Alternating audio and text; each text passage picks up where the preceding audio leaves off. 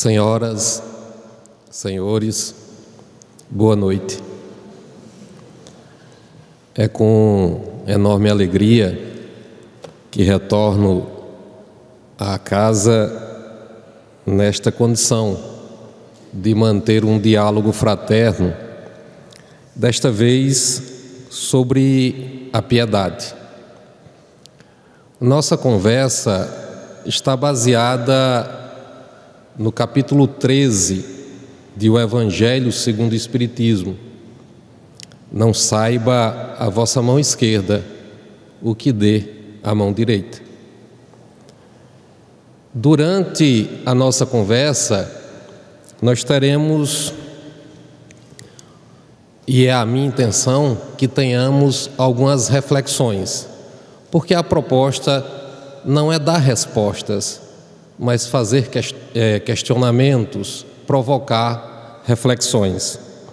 E para começar as nossas reflexões, é importante que mentalmente possamos fazer um esforço para lembrar de uma ocasião de nossas vidas em que tenhamos pensado ou verbalizado a frase: "Tende piedade, Senhor. Tenha piedade de mim." Ou em que momento de nossas vidas, com um olhar, expressamos essa súplica, esse pedido a alguém. Porque é provável que tenhamos passado por crises. E assim como o próprio Cristo, tenhamos pensado: salva-me desta hora, tende piedade de mim neste momento. Mas existem algumas posições possíveis ou prováveis em relação à piedade. E peço licença aos senhores e às senhoras para ler a parábola do rico e do Lázaro, porque essa parábola vai nos dar uma ideia de que em que posições ficamos em relação à piedade em nossas vidas. Começa no capítulo 16, 19 de Lucas. Havia um homem rico que se vestia de púrpura e linho fino, deleitando-se a cada dia esplendidamente. E um pobre, de nome Lázaro, coberto de chagas, estava lançado junto ao portão dele, do rico, desejando saciar-se do que caía da mesa do rico. Além disso, os cães vinham lamber-lhes as chagas. E sucedeu que, ao morrer, o pobre foi levado pelos anjos para o seio de Abraão. Morreu também o rico e foi sepultado. No Hades, levantando os olhos, estando em tormentos, o rico viu de longe a Lázaro no seio de Abraão. Ele, chamando-o, disse: "Pai Abraão, tem de misericórdia de mim. Envia Lázaro para que mergulhe na água a ponta do seu dedo e me refresque a língua, porque estou aflito nesta chama." Disse Abraão: "Filho, lembra-te as tuas coisas boas durante a vida, e Lázaro, do mesmo modo, as coisas más. Agora ele está sendo consolado aqui, e tu estás aflito. Além disso tudo, foi estabelecido um grande abismo entre nós e vós, a fim de que os que queiram atravessar daqui para vós não possam, nem atravessem de lá para nós. Como podemos ver, essa parábola é extremamente rica de informações, porque ela dá algumas posturas prováveis que possamos exercer na vida e trata também de recompensas, além da vida física.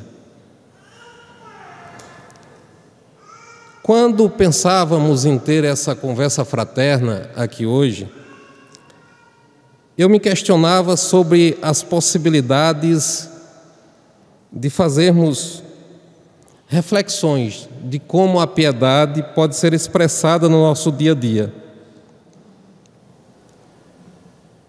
E ela pode ser expressada de maneiras bem sutis. De outras vezes, ela pode ser expressada de maneiras bem contundentes, bem chamativas e que nos chamam bastante a atenção. Vou contar algumas histórias que são adaptadas e todas elas podem ser encontradas no site momento.com. Uma delas é intitulada de Compaixão Solidária e conta uma história curiosa. Um garoto de 9 anos estava sentado na sua carteira no 3º ano do ensino fundamental, o antigo primário. E em determinado momento o garoto sente que há uma poça sobre os seus pés e sente a calça molhada. Ele logo se desespera: o que aconteceu? E ele fica em desespero, começa a pensar: mas e se me descobrirem aqui? E se a professora ver? Será o fim, eu serei um garoto morto, os outros garotos vão zombar de mim, as meninas não vão nem olhar mais para mim.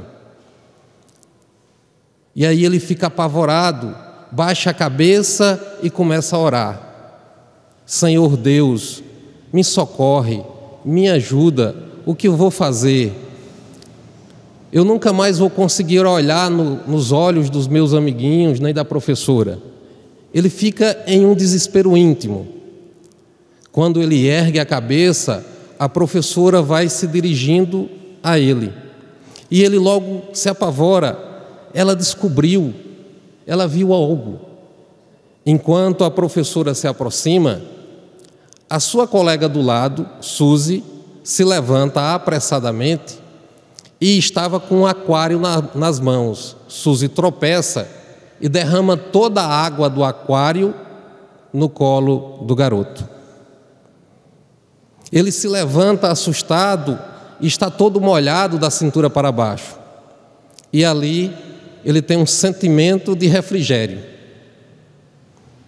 Todos os garotos começam a ter pena dele, porque ele foi todo encharcado. E o sentimento que a sala tem em relação a ele é de compaixão. Todos tentam ajudar. A professora desce com ele apressadamente até outros cômodos da escola e logo consegue um short, uma camiseta para que ele continue a assistir às aulas naquela tarde. Ao terminar as aulas, ele se encontra com Suzy, que estava sendo já rechaçada pelos colegas por ter derramado a água no colega. Ele se aproxima dela e sussurra: você fez aquilo de propósito, não foi? Ela ri e diz: sim, eu também já molhei as calças um dia. Então, essa história simples e singela de crianças podem dar uma ideia vaga de como nós podemos ter piedade, compaixão, empatia pelo sofrimento mesmo que psicológico que uma outra pessoa passa. Ter essa sensação de empatia sobre algo que ocorre com alguém e ter uma atitude proativa para colaborar. Mas a piedade, para os gregos, era entendida de uma outra forma. Ela era colocada com um vocábulo grego chamado Eusébia. E o curioso é que a grande característica da palavra Eusébia é que ela aponta em duas direções. Adora corretamente a Deus e lhe dá o que é devido, mas também serve corretamente ao próximo e lhe dá o que a eles é devido. A pessoa está em correta relação tanto com Deus quanto com o próximo. Para os gregos, piedade é a religião na prática. E para os gregos, o maior exemplo de piedade era Sócrates. Tanto que deixaram escrito que Sócrates era tão piedoso e tão devotadamente religioso que não queria dar passo a alguém sem a vontade do céu. Era tão justo e reto que nunca causou nem o mais insignificante prejuízo a pessoa alguma. Tinha tal domínio próprio, era tão temperado que nunca preferiu o mais fácil ao melhor. Era tão sensível, tão sábio e tão prudente que nunca se equivocou ao distinguir o melhor do pior. Então, esse sentimento de devotamento, de devoção íntimo, é um fortalecimento para os nossos alicerces em relação ao outro, com sentimento de piedade, de compaixão. Tanto que, na introdução do Evangelho segundo o Espiritismo, há uma menção a Sócrates a respeito da piedade. E diz assim: foi por haver professado esses princípios que Sócrates se viu ridicularizado, depois acusado de impiedade e condenado a beber cicuta. Como vemos,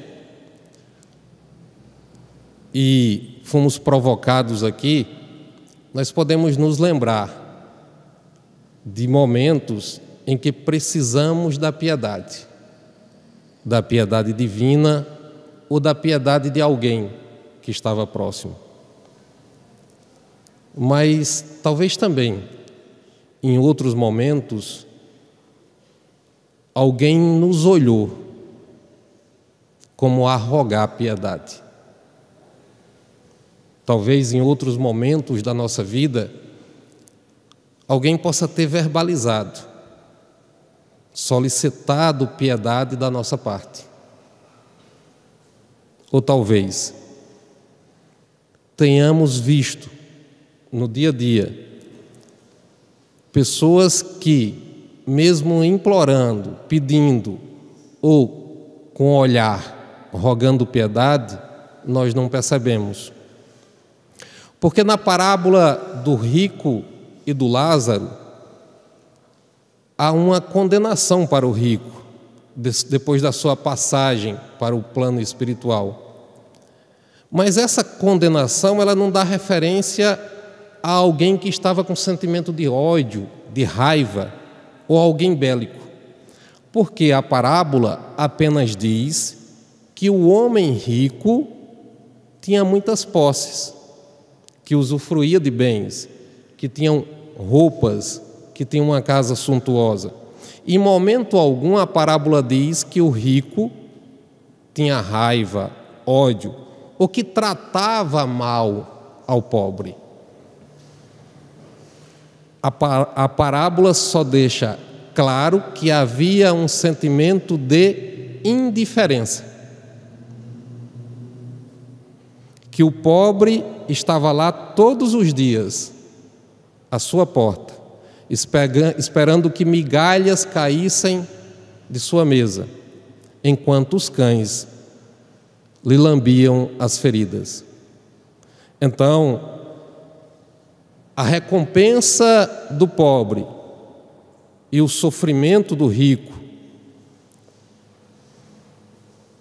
estão ligados a circunstâncias distintas, mas pela reflexão nos leva a entender que é a indiferença do rico que lhe coloca em uma situação de, após a passagem para o plano espiritual, ele ficar aí sim em uma posição de rogar, de pedir misericórdia. Então, em determinados momentos, nós podemos passar por circunstâncias assim. Vejamos uma outra história que está lá no site momento.com, intitulada A Verdadeira Compaixão, que diz que quando aquele homem resolveu contar histórias para crianças em um hospital, como voluntário da Associação Viva e Deixe Viver, aquele homem, aquele duro desembargador, de cara fechada, carrancudo, no dia marcado, na ala de queimados daquele hospital, quando vestia a roupa de palhaço e colocava o nariz vermelho, ele se questionava se seria capaz de consolar aquelas crianças. Que sentimento ele teria ao ter contato com elas? Seria de pena, de pura piedade? Mas ele estava ali e entendia, para expressar a sua piedade e a sua compaixão de maneira diferente, porque buscava aliviar-lhes as dores, contando histórias e arrancando sorrisos. E contam os seus amigos que ele foi simplesmente brilhante. Desempenhou o seu papel com maestria. Ao final do dia, num misto de cansado e aliviado, ele se despedia das crianças. Mas uma, ele notara, em momento algum sorriu. Ela tinha a face queimada. Mas a criança, ao vê-lo despedir-se das demais, o chama e pede para que ele se agache. Ele se abaixa e ela sussurra: "Você não percebeu, mas eu ri muito. Eu dei muitas gargalhadas." Ele sorri, se emociona e chora, porque aquela criança ele achava que não havia tocado.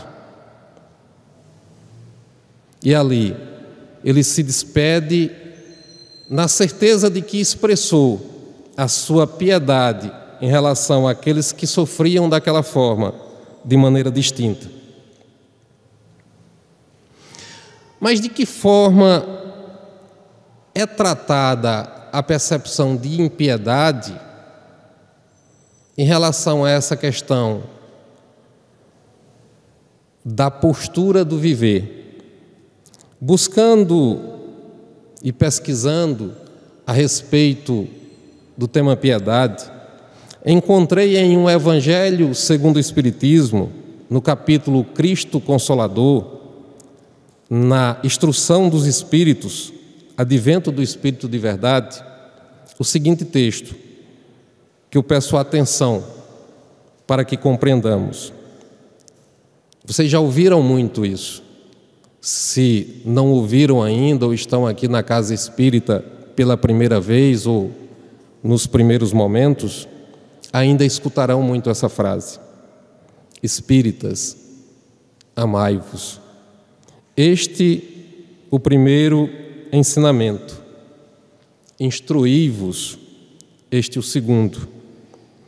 Eis que de além túmulo que julgáveis o nada, vozes vos clamam: irmãos, nada perece.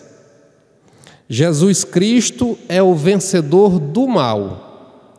Sede vós os vencedores da impiedade. Veja o chamado: sedes os vencedores da impiedade.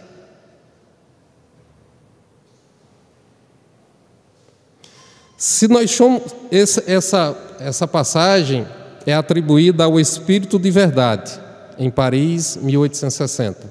Mas se nós somos chamados pelo Espírito de Verdade a sermos vencedores da impiedade, é porque este é um desafio.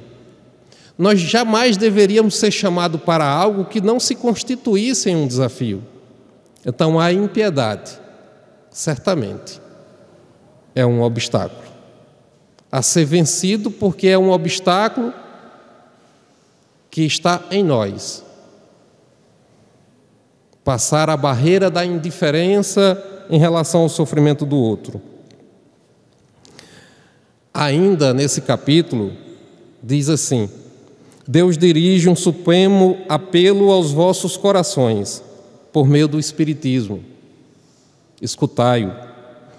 Extirpados sejam de vossas almas doloridas a impiedade, a mentira, o erro, a incredulidade. São monstros que sugam o vosso mais puro sangue e que vos abrem chagas quase sempre mortais.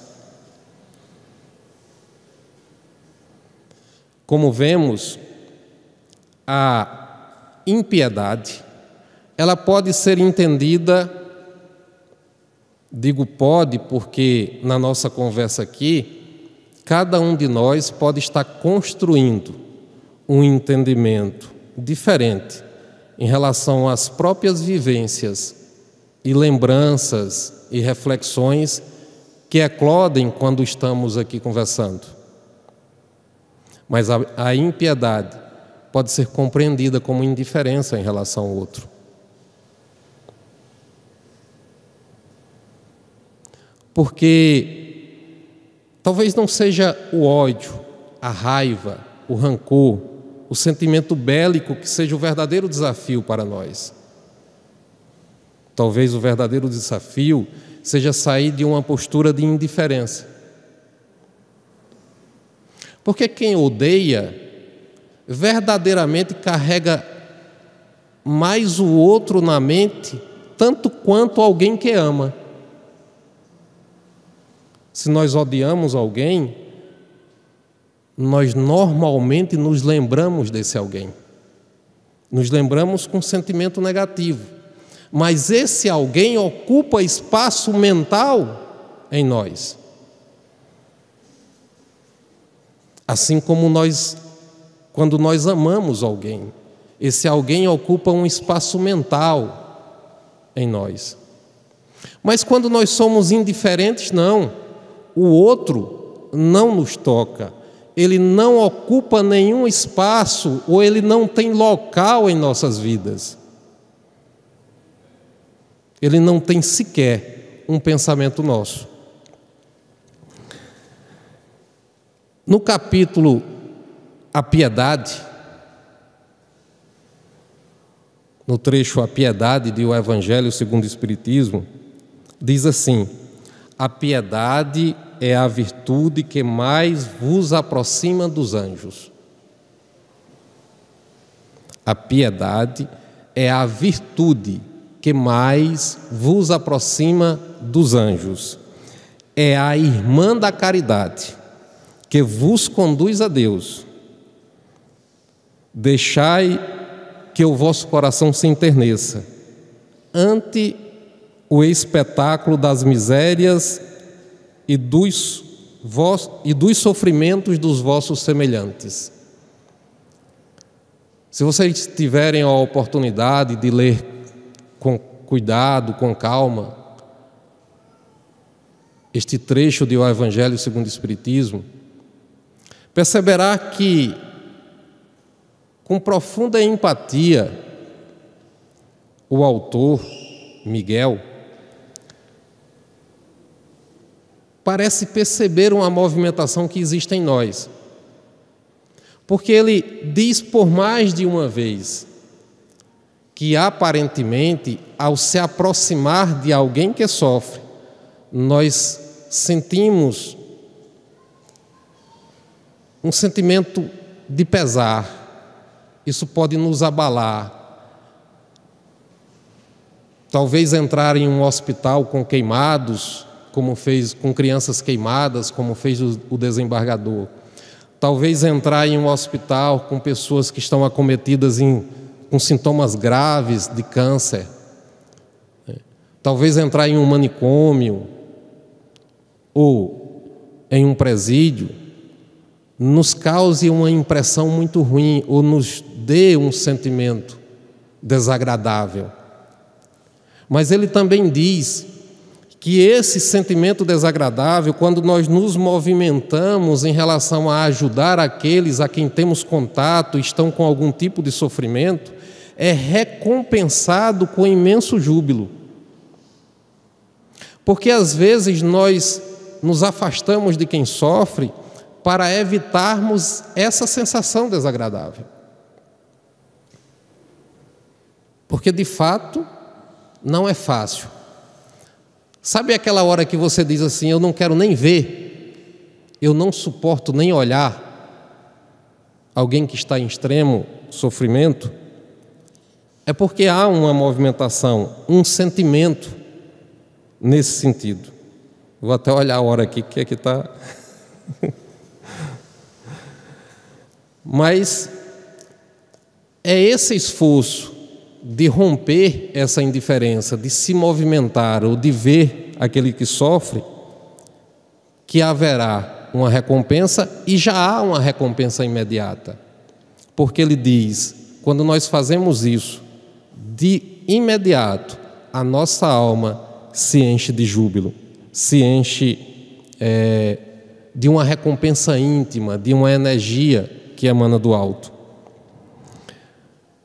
Ainda nesse trecho, a piedade, é dito assim: o sentimento mais apropriado a fazer que progridais, domando em vós o egoísmo e o orgulho, aquele que dispõe a vossa alma à humildade, à beneficência e ao amor ao próximo, é a piedade.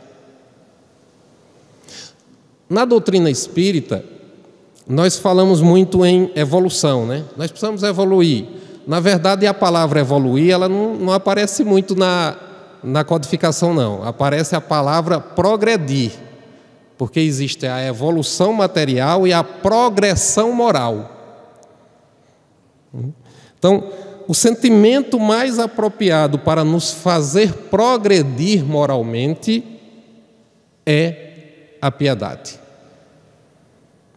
Porque é essa virtude por excelência que faz com que nós venhamos a domar o egoísmo e o orgulho, que são os dois grandes adversários da nossa vida. Nós temos dois grandes adversários, o egoísmo e o orgulho. E ele diz ainda: nunca, portanto, abafeis nos vossos corações essas emoções celestes. Não procedais como esses egoístas endurecidos que se afastam dos aflitos, porque o espetáculo de suas misérias lhes perturbaria por instantes a existência lacre. Em determinado momento de nossas vidas, nós passamos por dias maravilhosos, por dias ensolarados, de céu claro, de poucos tormentos, de muitas comemorações, por dias felizes. Mas naqueles mesmos dias em que estamos felizes, imensa parcela da população encarnada e desencarnada estão em outra vibração. Da mesma forma, naqueles dias em que passamos por imenso sofrimento, muitas dores, praticamente insuportáveis, naquele mesmo instante em que estávamos sobre fortes dores, haviam pessoas felizes, alegres e com muitos motivos para comemorar, rir e agradecer. Então, nós nos colocamos em variados momentos da vida e durante as sucessivas reencarnações nessas posições.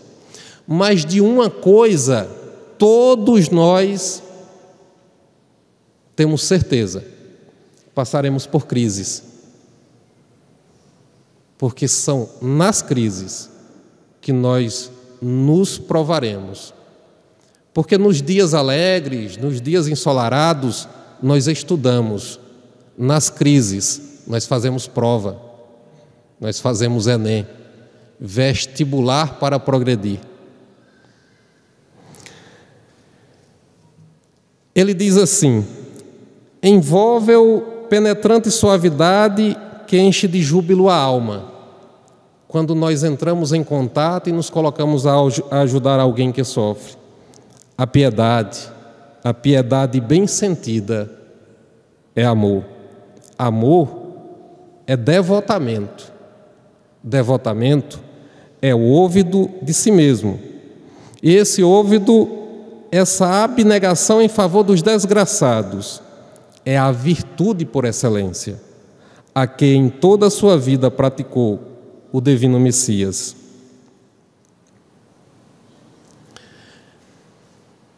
Em determinados momentos, poderemos ter ou tenhamos tido o coração endurecido por algumas percepções. A história Perdão e Compaixão conta que aquela mulher, empurrada por imensa dor, vence a distância e chega ao enorme casarão. Bate insistentemente a porta, até que lhe abrem. Ela procura ver aquele homem rico, milionário, senhor de negócios. Implora em falar com ele. O serviçal a deixa na sala de espera e vai ao interior da casa. Com longa demora, após muito esperar, eis que aquele homem lhe aparece. E ela logo praticamente se ajoelha aos seus pés e diz: o meu marido não é culpado, ele não tinha a intenção de matar. Ele sempre foi um excelente motorista, o senhor bem sabe. Aquele homem estava bêbado quando atravessou a frente do carro. Ele tentou evitar, eu sei, ele tentou evitar, mas não conseguiu. Ele não tinha a intenção de matar.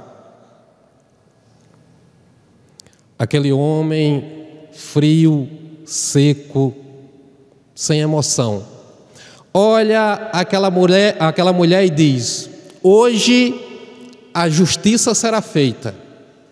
O seu marido foi imprudente e ele vai pagar pelo que fez. Ela, aos prantos, roga: Senhor, tende compaixão, tende piedade. Nós temos 8 filhos para criar, 8 filhos, Senhor. Como eu vou criar essas crianças sem o meu marido? Ele continua indiferente e diz: não adianta, a justiça será feita, vamos ao tribunal. Vira-lhe as costas e pede que os serviçais a retire da casa. Ela mal se aproxima da calçada e escuta um barulho que vem da rua. É uma algazarra. Todos correm, gritando: assassino, assassino, assassino. Ela se aproxima e vê que ali acabara de acontecer um acidente. Todos começam a correr em direção ao jovem e o agarram. E há uma movimentação querendo linchar. O senhor, dono da casa, escutando aquela gritaria, se dirige à rua. Com educação e com calma, vai pedindo licença. Até que vê um corpo de uma criança estendida ao chão, já sem vida. E pego, agarrado pelos moradores da rua o seu filho, que vinha em alta velocidade na avenida e, com extrema imprudência, atropela o garoto. Ele percebe ali a imensa dor do filho, corre e lhe agarra. Ali, penosamente, ele entende o sentimento da palavra compaixão. Naquele dia, aquele homem não foi ao tribunal para condenar o motorista.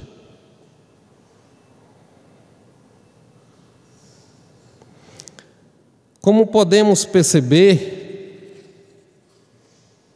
a piedade, a compaixão, ela pode ser verbalizada, mas ela só pode ser entendida se for sentida.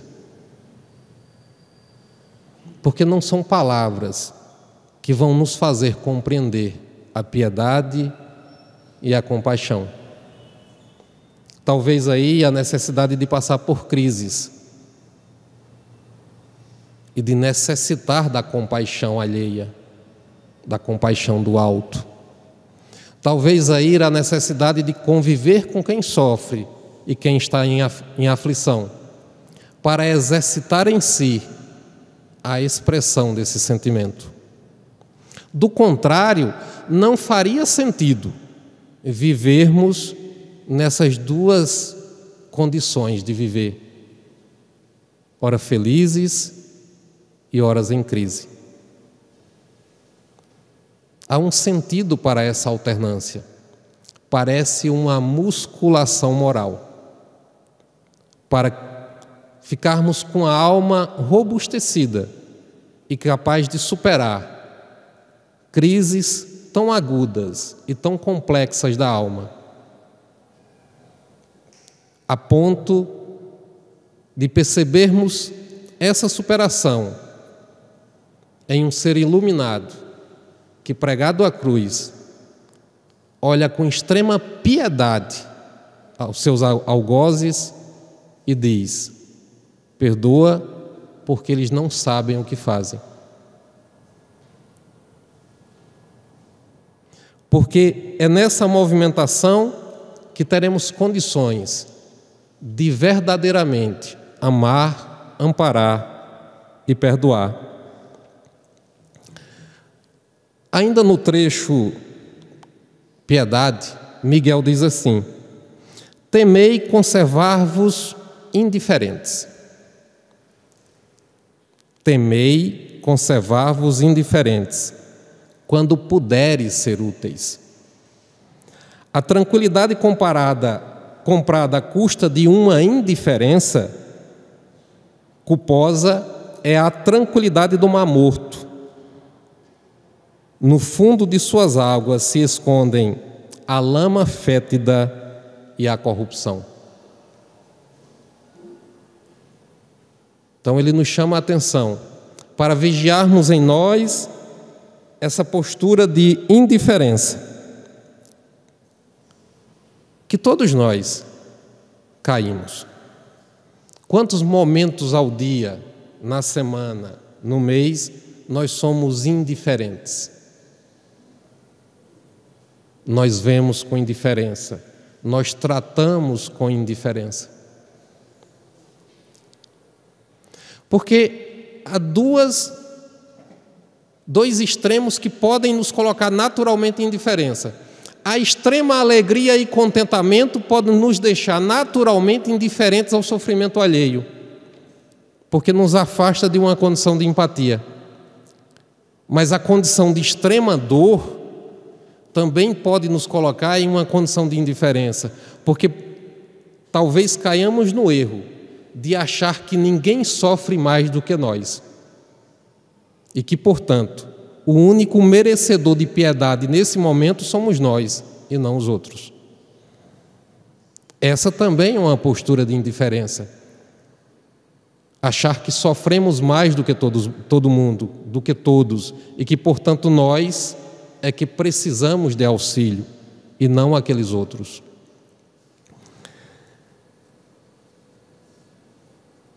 Para tentar dar uma conotação mais explícita de como se pode vencer essa movimentação de indiferença, peço licença a vocês para contar uma história intitulada Compaixão, que também está lá no site momento.com, mas uma história real. Inclusive, foi notícias nos telejornais nacionais. Fala que tudo passou em uma rua de um bairro pobre da cidade de Salvador. Hamilton trabalhava como operador de escavadeira naquela cidade. Em certa manhã, ele recebe a visita de um oficial de justiça e alguns policiais. Estava sendo convocado para uma demolição. Naquele dia, Hamilton teria que destruir duas pequenas casas, no subúrbio da cidade. As casas pertenciam a Thelma.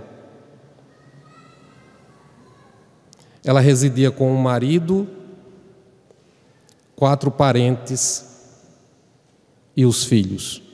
Ao todo, eram 13 pessoas. As casas, eram de Thelma, porque ela residia nelas há muitos anos, desde criança.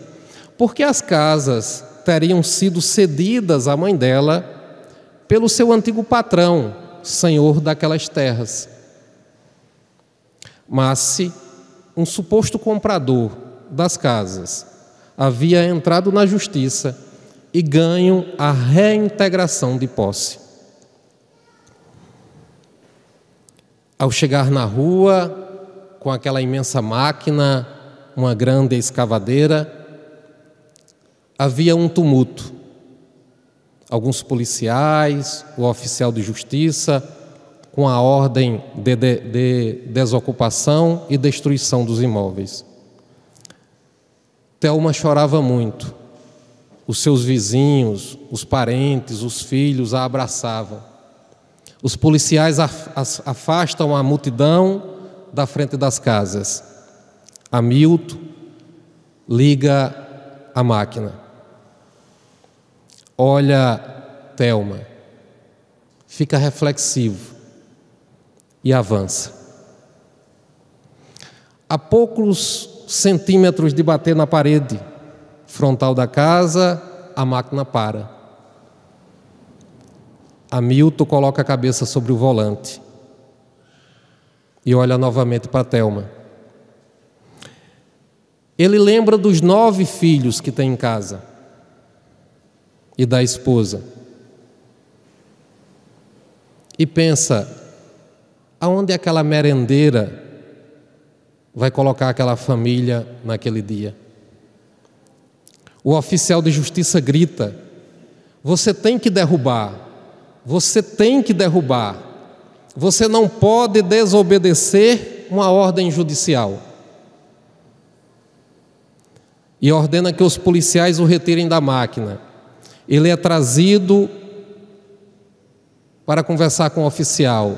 Um dos policiais o agarra pelos ombros e grita: endureça seu coração, homem, endureça seu coração e derrube as casas, senão você vai ser preso. Hamilton baixa a cabeça e retorna à máquina. Liga o imenso trator, recua e avança ganhando velocidade. A poucos centímetros de bater na casa, ele freia. E começa a chorar e soluçar e gritar: eu não posso fazer isso, eu não vou fazer isso, eu não vou derrubar essas casas. O oficial de justiça lhe dá voz de prisão. Os policiais o arrancam do trator. Hamilton é hipertenso e passa mal. É levado algemado ao hospital. A essa altura, os telejornais já estavam na rua e filmaram tudo. À noite, foi notícia no Jornal Nacional. Hamilton era um herói nacional, porque abdicara da liberdade a deixar uma mãe com seus filhos e parentes sem abrigo. Semanas depois, contam os jornais, a Prefeitura de Salvador desapropria o terreno e as casas e dá concessão de posse a Thelma. 8 anos depois do ocorrido, em comemoração a 30 anos de uma TV local em Salvador, um repórter procura Hamilton para entender dele como ele estava e como ele se sentia 8 anos depois daquela ocorrência, que o deixara com a fama nacional. Depois de muito procurar, encontra Hamilton. Ainda é operador de escavadeira, morando sozinho em um cubículo. Estava separado da esposa e sem a presença dos filhos. O repórter pergunta o que foi que fez ele tomar aquela decisão de não derrubar aquelas casas. E ele diz: se eu tivesse derrubado aquelas casas, eu nunca teria tido uma noite de sono dali em diante. Eu não conseguiria dormir. A minha consciência não me deixaria em paz.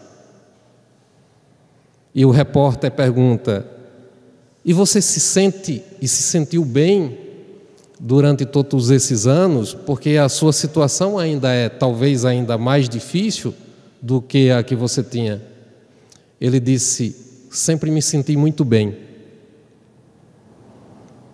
porque eu tenho uma consciência tranquila de que fiz o que deveria ter sido feito. E o repórter pergunta se ele ainda tem contato com Thelma. E ele diz que sim, que pelo menos uma vez ao mês visitava aquela família e se sentia muito amado e querido por todos, que gostaria até de ter condições de ajudar mais a Thelma, mas era sempre muito bem recebido e acolhido como alguém da família. E isso lhe deixava muito feliz. Como vemos, pode existir momentos em nossas vidas em que sejamos chamados a uma movimentação como essa do Hamilton. É preciso entender se teremos coragem. E, para terminar a nossa conversa fraterna, eu vou deixar a passagem final do Espírito Miguel, dada em Bordeaux, 1862, em um Evangelho segundo o Espiritismo. Ele diz: a piedade é o melancólico mais celeste precursor da caridade.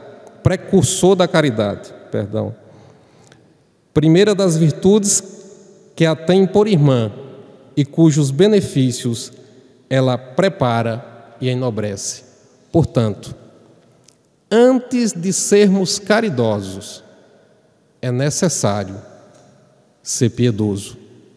Muita paz a todos.